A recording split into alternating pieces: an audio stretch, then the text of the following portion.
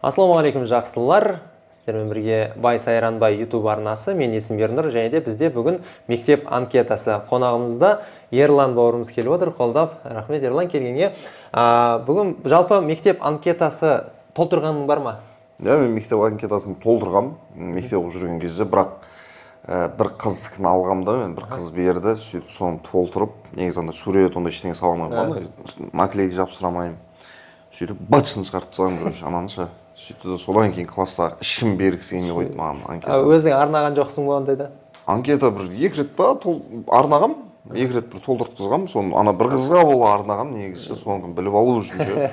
Басқаларын қатты қызғымыз еді. Соған бола бір 2 рет арнаған бар. Жақсы. Жалпы білесің негізі толтыруды, иә? Иә. Жақсы. Мінекей онда мектеп анкетасы сұрақтар ішінде, және де саған таңдауға қай түсті немен қаламсаппен толтырасың? Көк түс сол үйреніп қалған, иә. Жақсы. Онда өзің бетіңді ашып алсаң, ыңғайлап. Мен сұрақтарды қойып отырамын. Бірінші сұрақ бізде әдеттегідей толық аты жөніңіз. Бірде қойып. Дәулетбеков Ерлан Талғатұлы. Ерлан Талғатұлы, жақсы. Ал жалпы есіміңізді кім қойды? Есімді апам қойған. Ағамның аты Еркін. Еркінмен Ерлан болсын деп, солай Ерлан деп қойған тұғым. Ермен кеттіңіз ғой сіздерде. Негізі бізде де солай. Үлкен ағам аты Ермек, кейінгі ағам аты Еркін, мен атым Ернұр, інім аты Ертай. Солай ермен жолығып тұрмызға күшті болды. Соқсыңыз бар екен онда. Жақсы. Келесі бізде сұрақ, жасың нешеде? Жасым дәл қазір 29-да. 29-да. Сонда биыл 30-да толдым. 96 жылсың, жақсы қатар екенбіз. Келесі сұрақ бізде үшіншісі, ұнайтын түсің қандай? Ұнайтын түсім қоңыр шығар. Қоңыр шығар? Ол түс несімен ұнайды? Қоңыр білмеймін, бір андай бір қоңыр түспен ассоциироваться етілетін нәрселер, бір басқаша бір көзге бірден ерекше ұрады да. Ақтан, қарадан қарағанда банально емес. Басқаша дейсіз. Сонда бір қоңыр кажақ, қоңыр шалбар, қоңыр аяқ киім, қоңыр жемпірім бар. Содан қоңыр деп отыр. Бөлек бір стиль береді негізі олға. Жақсы. Келесі сүйікті тағамыңыз? Сүйікті тағам, негізінде сүйікті тағамым, негізі маманың ет ауқатынан асқан тағамым жоқ ше. Иә, ол бәріне солай шығар енді. Именно маманікі деп қойыншы. Именно маманікі. Өз тамақ жасай аласың ба өзің? Қандай тамақтар жасай аласың? Любой тамақты істей аламын. Мен негізі әртіс болмасам, повар боламын деген ниетім болған. Қамыр, палау ондай емес. Ешқандай несі жоқ. Қамыр баяғыда бір 9-шы классымда бір жайып көрген тұғым. Біз енді мама мен папа азынан кешен жұмыста, біз үйде ағам екеуміз, соны тамақ істеу керек болды да.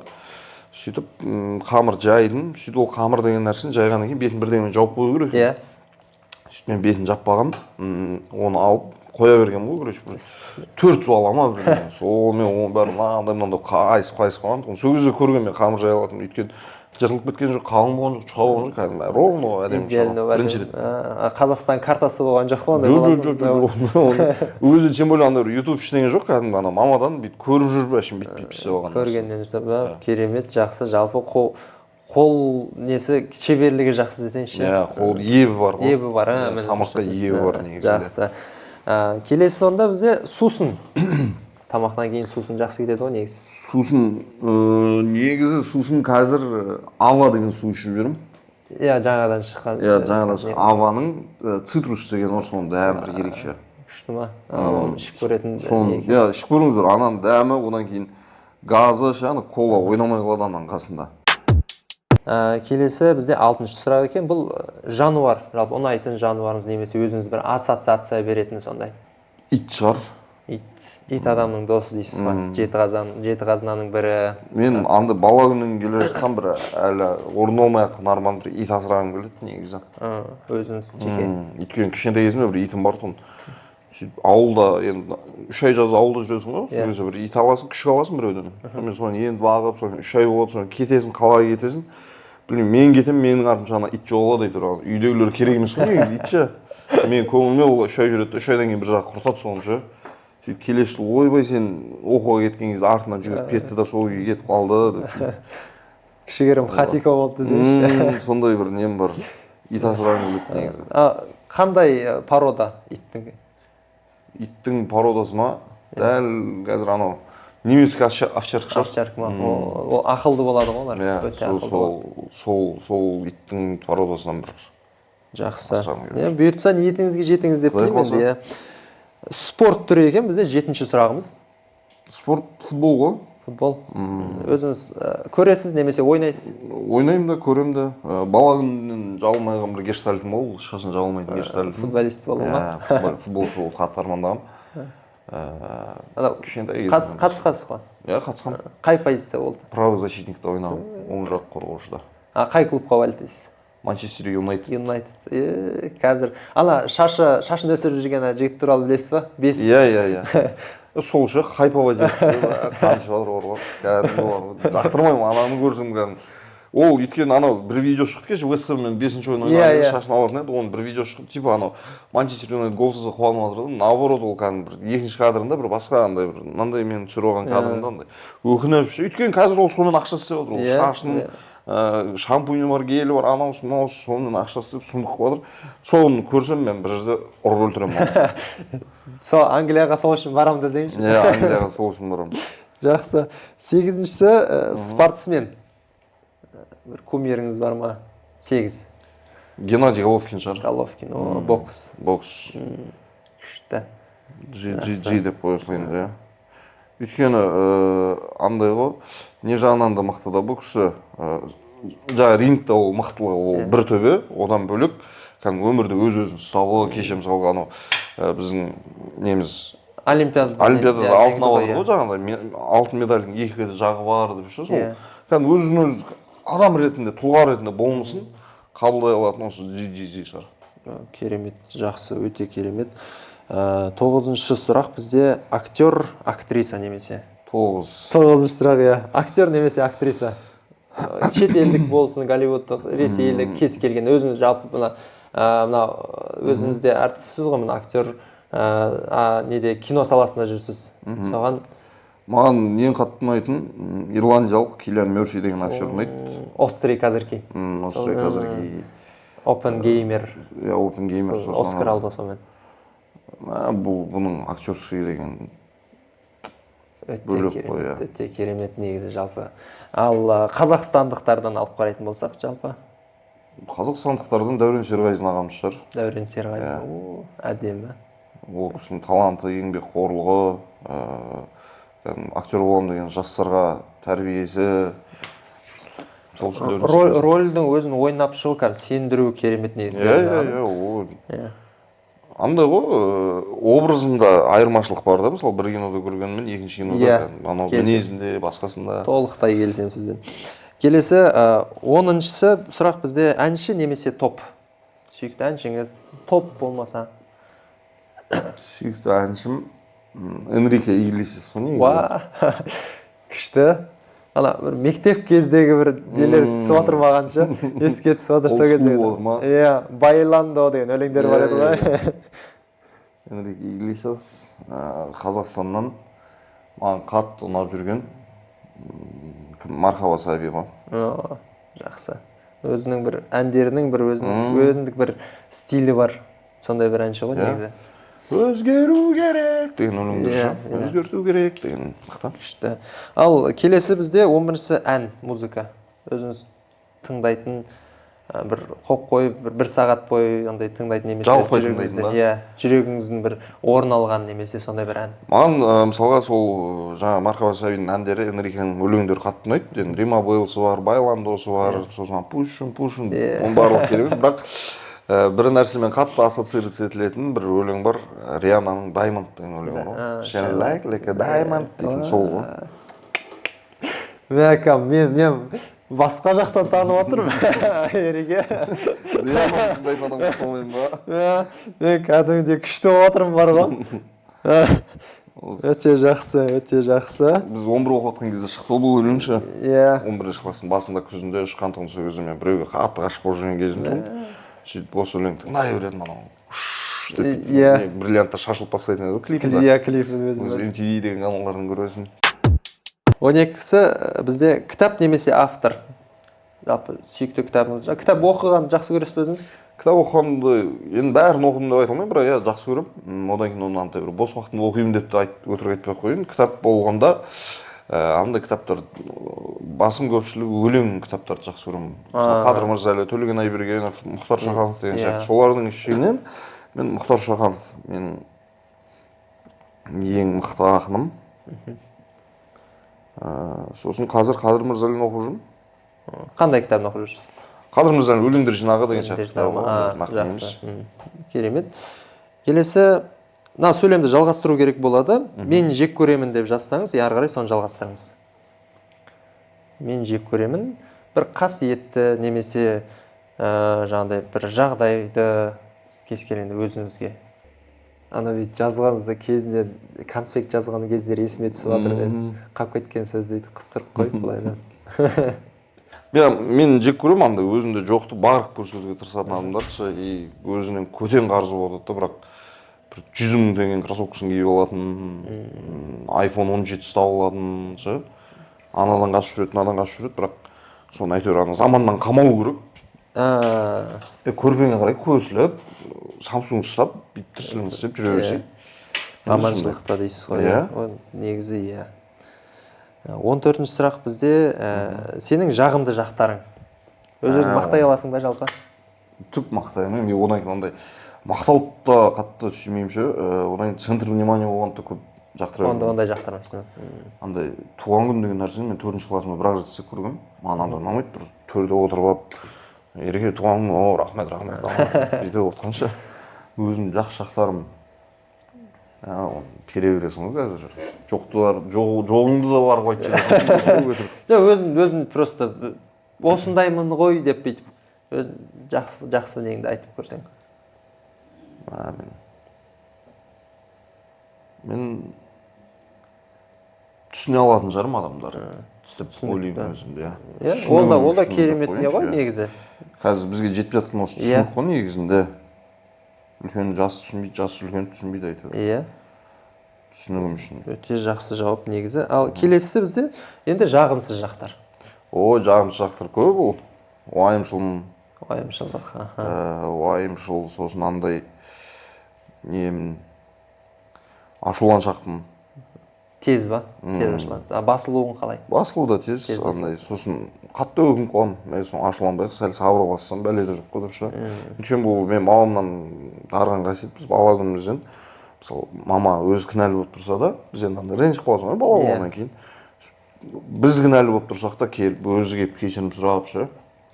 Сондай айтқанмын. Менде де сондай андай біреумен қатты неғып ашуланып мінез көрсетіп қойып, артынан не деп соны өкініп қалатыным бар. Сосын андай кекшілдігім бар. Кекшіл болғанда андай жағынан мысалы біреуді жақсы көріп кетсем, оны жек көруім тез да, если жек көріп қалсам, жақсы көріп кетуім өте қиын да. Сол жағынан. Сол жағынан ол да бір кекшілдіктің бір түріне жатады деп ойлаймын. Иә. Сол үшеуі ғой. Бұдан да басқа жетеді негізі. Несі, основасы осы. Иә, основасы осы. Өзіме ұнамайтын кәдімгі ше. Өзім жақтырмаймын бұл мінездерімді. Жақсы. 16-шысы бізде цитата, қанатты сөз. Бір өмірлік ұраныңыз, ұстанымыңыз немесе бір жерден жақсы бір оқып есіңізде қалып кеткен сондай бір цитата бар ма? Ондай цитаталар көп ше. Білім көкірегіңде қайнап, көңіліңде сайрап тұру керек дейтін бар. Азат арман қанат жайса, озат ойлар көбеймек дейтін бар. Өмір деген өткінші ойып өткінші, сондықтан да көп қуанып, көп күлші деген бар. Сол осы үшеуінің ішінен маған сол өмір деген өткінші ойып өткінші. Соны таңдаймын. Иә, соны жазсаңыз. Бұның авторы кім негізі? Авторын білмеймін ше. Кеше бір тағы да бір күшті сөз оқыдым ше. Кеше шығып қалды. Жас саған ұмытып қалғаным ше. Қазір көре салайыншы. Иә, қарап. Кеше көрдім де оны. Күшті интрига қылып алдыңыз, айтпай қойсаңыз тағы қызық болды.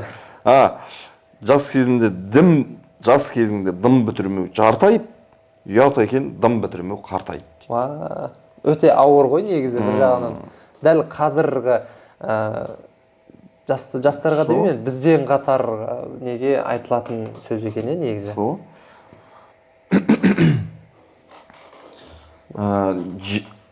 Жеңдім дей бер дұшпаныңды дос көрсең, жеңдім дей бер жанның бәрін дос көрсең, жеңілдім де дұшпаныңа дес берсең, ауыр деген сынның өзі жеңілдеу, бір өлімнің ақиқатын ескерсең дейді. Осы да бар. Мұнан бәрін жібересіз ау маған. Ол менде толғандайлар. Жақсы, өте жақсы. Келесі жаңа айтқам, спорт түрінде футболист болмай қалғандайынан не гештальтым бар деген. Одан бөлек тағы мүлдем енді жабылмайтын сондай гештальт бар ма? Болды енді ол жабылмайды. Жабылмайтын гештальт па? Иә. Өткен бір ойландым да, сөйтсем мен гештальт деген нәрсені дұрыс емес түсініп жүр екенмін. Негізі гештальт ол шынымен жабылмайтын нәрсе, ол ешқашан болмайтын нәрсе гештальт деген да. Ананы да гештальт деп, мынаны да гештальт деген сағат еріп жүрмін ғой, сөйтсем жабылмайтын гештальттардан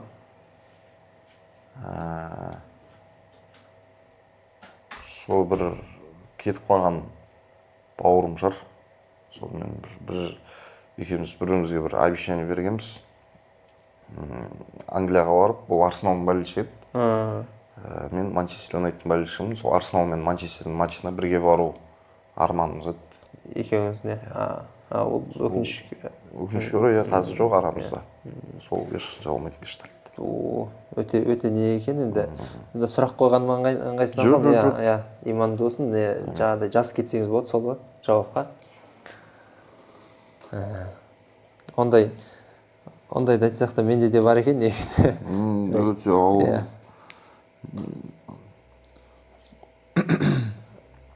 Ал келесі бізде 18-ші сұрағымыз. Бұл енді жабылатын гештальт деп айтсақ болады. Жалпы арманыңыз. 18-ші сұрақ, арманыңыз. Арманым жоқ дәл қазір. Мақсатым бар.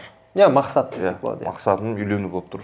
Үйленбегенмін, әлі қойдақтым. Сол биыл Құдай қаласа сол бір үйге жақсы келін алып кеп, асыл жарап кеп. Келінмен қуантып дейсіз ғой. Бір елдің кәдімгі ата-анасының тәрбиесін алған, мейіріміне қанған, сондай бір жақсы текті елдің қызыменен шаңырақ көтеріп отбасылы болу. Дәл қазір мақсатым осы болып тұр. Осы жерде онда айта кетейік, Ерлан бауырымыз бойдағы екен. Нөмірімді айтайын ба? Болмаса жаңа Инстаграм бәрін қалдырып қоямын ғой негізі мен. Шығыңыздар, еш ұялмаңыздар, өздеріңіз көріп тұрсыздар. Қандай жігіт екенін осы жерден танып тұрсыздар, қандай тағам жақсы көретін, қандай сусын жақсы көретін бәрін айтып отыр. Актерін айтты жаңа. Спортсмендер болса көріңіздер онда. Футболисткалар деп қоясың. Сондай бір, Келесі 19-ші сұрақ. Өміріңде болған ең керемет есте қалған сәт. Ең керемет есте қалған сәт. Вау деген прям болды ол не қылмайтын прям. Папамның велосипед әперген шығар, алдыңғы класс болып жүрген кезде. Айс деген велосипед әперген тұғын. Ол андай болды тағы да. Бір күн бұрын айтты да, ертең мен үйде болсам, екеуміз барып велик аламыз деді да. Мен сабаққа кетем азында. Мақұл дедім, соң азында сабаққа кеттім, сабақтан кесем, машинасы тұр екен есі қалды. Енді біз 5-ші этажда тұрамыз, анау уже папа үйде ғой. Енді кәдімгі велик алам бар. Үйге жете алмаймын, манадан 5-ші этажда. Қуанышымды анау енді қойныма сыймайды. Сол бір велосипед алған кезім шығар, ең ерекше әсері қалды. Балалық шақтағы дейсіз. Балалық шақтағы. Ой, керемет. Керемет, жазып қойсаңыз ғой, ең керемет есте қалған сәт. Велосипед алған кезім. Прям 6-ші класста деп жазып қойыншы, әкем алып беріп деп. Солай күшті не қалады екен да. Әйтпесем. 6-ші сыныпта. Сөйтіп ол великті бірақ ай айдадым ша. Андай 5-ші этажда ғой, енді өзі домофон жоқ по жерде. Сөйтіп оны 5-ші этажға енді көтеріп шығасың да, лестницаға байлап кетесің. Сөйтесің, айдайтын кезде қайтадан түсіресің, оны қайтадан шығарасың. Бір айдан кейін ана ыстық су басылып та сонымен сол күйі сөрді байланып та қалды. Андасында бір ана пападан ұялғаннан айдап қоясың. Ана велик айдап жүрсің, деп қойсың. Папа бар кезде бір әйтеуір түсіресің да. Мен айдап жатырмын деп көрсетіп қойды. Жақсы. Бәріміз де болған сияқты ол негізі күшті баласында кейін. Ана не болды? Деп қоясың, көзін жестеп қоясың. Осы жерде бір айтатын нәрсе сол біздің бала күнімізде құндылық деген нәрсе бар еді. Заттарға құндылық бар кәдімгі. Сен ананы армандап жүріп жетесің. Ананы кәдімгідей бүйтіп қиялыңда сен ананы бір әртүрлі қылып аласың да, сонымен әйтеуір күндердің бір күнде жетесің, қолың жеткен кезде анау сен үшін қадірлі болып тұрады да. Қазір мысалы ешқандай заттың қадірі жоқ қой. Қазір мысалы бізге енді бір ай, бір жарым, 2 айлық болса, біздің жаңағыдай бір нәрсеге ыстық суымыздың басылуы қазір бір сағат ақ шығар бір. Мысалы жаңадан бір кішкентай бала ойыншық әкеліп берсең, бір 2 сағат 3 сағат болды, одан кейін ол лақтырады. Сол сияқты ғой. Бізде сол заттардың құндылығы бар еді. Дұрыс айтасыз. Келесі 20-шы сұрақ бізде: қатты өкінген кезің немесе соңғы уақытта көңілің қалған кез. Бір оқиғадан көңілің қалды немесе қатты бір өкінген кез. Өкінген деген қатты, Құдай сақтасын, ондай ешқандай нем жоқ екен. Бәрі әйтеуір Алланың қалауымен деп Алланың құзырына қалдырамын. Жақсы да, жаман да тағдырдың жалпы Алладан екеніне сену де бір иманнан ғой. Өкінген кезім жоқ, енді көңілім қалған. Ол көңілім енді бір адамдардан қалып кетпесе, былай бір нәрседен көңілім қалды деп. Жеке тема болатын болса, жай бүйтіп черточка қойсаңыз болады, иә, сызықша қойып, оған жауап бермесеңіз болады. А былай бір оқиға болатын болса, жоқ, сол оқиға емес, сол бір әшейін адамдарға бір көңілім қалуы мүмкін. Бірақ бір нәрседен көңіл жоқ. Жақсы, иә. Келесі 21-ші сұрақ ол бізде: соңғы уақытта қуантқан оқиға. Соңғы уақыттарда бір жыл көлемі болсын өзіңізде. Қатты қуантқан ба? Иә. Қуанбағалы болмасын ба? Не өмір сүріп жатыр дейсің? Сұр болып кетті өмірім бәрі бір жылдағы өмір. Бір қалап жүрген ролің болған шығар, немесе жаңағыдай бір театрмен жүрген кезде бір сондай бір оқиға болған шығар. Өзіңе байланысты болмаса да бір өзің көрген, сол басқа біреу үшін қуанған деген секілді. Мүмкін.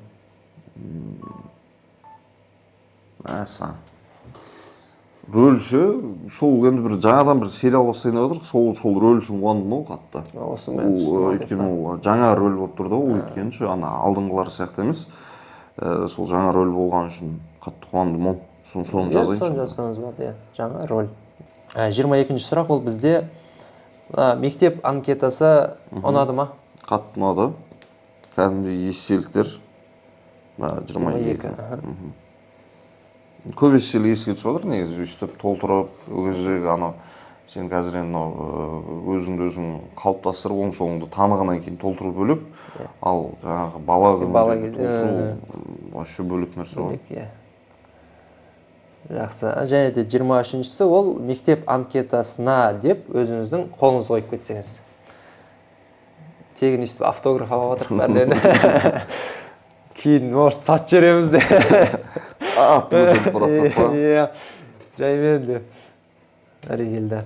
Осылай, сән деп өзіңіз жаңағыдай енді құртып алмаңыз. Бағасын айтқандай, өзіңіз кішкене суреттерін салып ыңғайлап алсаңыз болады. Мінекей барша қаламсаптар. Бар қиялымның жеткені бар ғой. Мынау ғой, короче. Өйстіп құртылған ғой, негізі өйстіп құртылып басқан. Андай ше. Жақсы, онда сәндерді өзіңізге тапсырдым. Сіздермен бірге болған Бай Сайранбай каналы, мектеп анкетасы. Лайк басып, коммент жазып, біздің каналға тіркеліп кетіңіздер. Рахмет.